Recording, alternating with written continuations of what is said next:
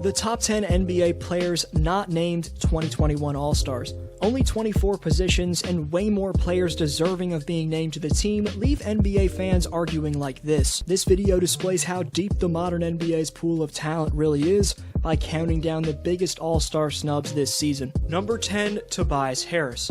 Back with the Clippers in the 2018-19 season, Harris established a reputation as one of the most efficient and versatile stretch fours across the NBA. In LA that season, Toby averaged career highs in points, field goal percentage, and rebounds, and now 2 years later in Philly, he's having another breakout season, and it's under the same coach in Doc Rivers.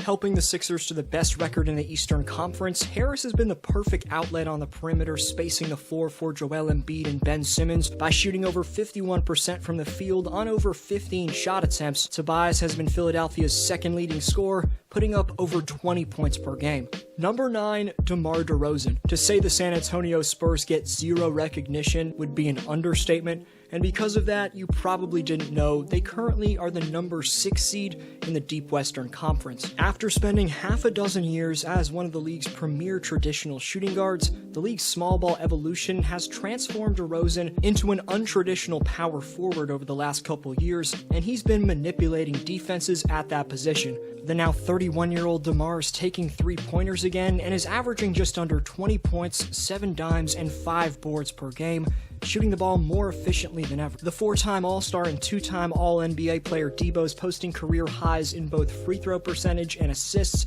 and has led the Spurs to a surprisingly impressive first half of the season. Number 8, De'Aaron Fox. One of the fastest players in basketball, known for his slashing, has added a steady three-point shot this season. In his 4th pro campaign, De'Aaron Fox is attempting a career most by far 5.3 attempts from deep and knocking down a career best 35% of those shots. But despite De'Aaron posting numbers of over 22 points and 7 assists, the Kings have lost 8 in a row. And maybe if they hadn't been losing so much recently and Fox had a better supporting cast around him, then he'd be in the debate for a spot on the team. But regardless, we all know that Sacktown's point guard is all-star caliber. Number 7, Bam Adebayo. After Miami fell 7 games below 500 at one point, any chance of either Jimmy or Bam getting all-star recognition went out the window. But things are now turning around in South Beach, as the Heat have had 2 win streaks of 3 games since their brutal 7-14 start, and they're currently on a 4-game win streak. But with Butler missing 12 of Miami's first 18 games, it was the franchise's 23-year-old athletic phenom at center Bam Adebayo putting the team on his back. But Bam's been even better since Jimmy returned at the end of January, as since that time, Bam's posting averages of nearly 21 points, 9 rebounds, and 9 assists per game, and he's also posted 4 triple-doubles. On the year overall, which is Bam's 4th as a pro, he's improved his dominance in the paint, as the 6'9 center is averaging 81.3% in the restricted area, and he has a higher assist rate than any big man besides Nikola Jokic, and continues to be an extremely versatile defender on the other end, a shot-blocking menace. Number 6, Jimmy Butler. Bam's teammate in Miami hasn't been himself this season, struggling to stay healthy, and has barely been a threat from behind the three-point line. But if you know anything about basketball, you know that Jimmy Bucket shows up when his team needs him most, so even though he's shooting a shockingly bad 16% from three-point range while attempting only 1 three-pointer per game, Butler's impact on both ends of the floor can't be fully measured by statistics. He's as tough as nails both mentally and physically, he can create shots off the bounce seamlessly, not to mention, he's still one of the strongest, smartest, and most laterally quick perimeter defenders in the game. Bottom line is, you can't forget, this is the guy who carried Miami to the finals last year by bailing them out with clutch shots. Number 5, Chris Middleton. Larry Bird, Dirk Nowitzki, Kevin Durant, and Steph Curry are the only 4 players in NBA history to have shooting percentages of at least 50% from the field, 40% from 3, and 90% from the free throw line, while averaging over 20 points per game. And the Bucks sharpshooter Chris Cash Money Middleton is on pace to join them after this regular season. A lot of volume scorers like Chris are very one-dimensional, but he's elite in almost every aspect of the game, putting up a career-best 5.7 assists, as well as 6 rebounds on the best board-getting team in basketball. But what makes Chris a massive snub is the fact that he's a sensational two-way player.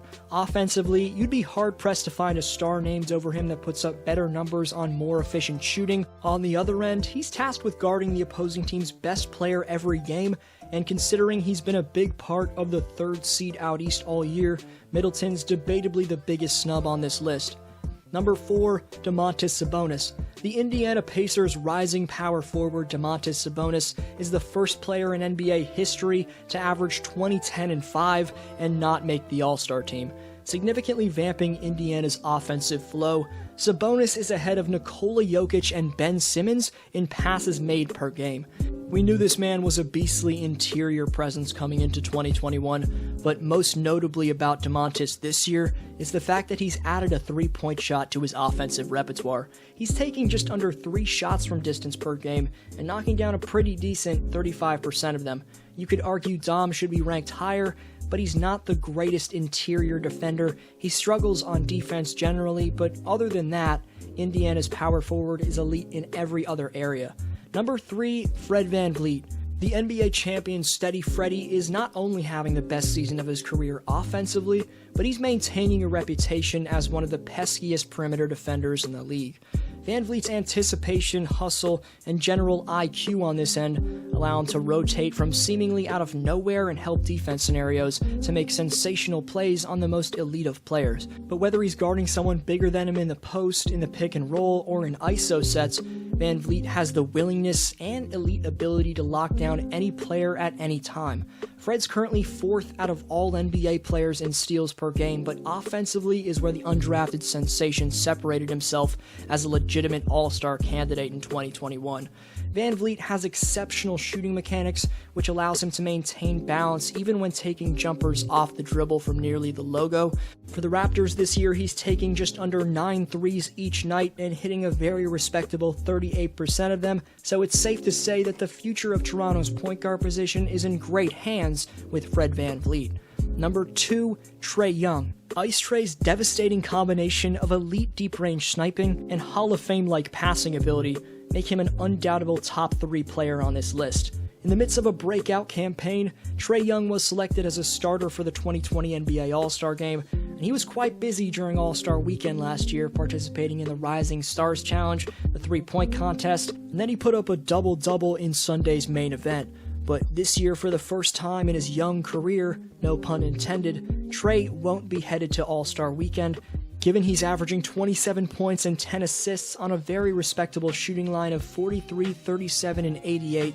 It's pretty damn insane that the former Oklahoma Sooner isn't making his second All-Star appearance. And considering Atlanta's competing for the playoffs for the first time in a while Trae's doing this, that also makes him an All-Star snub.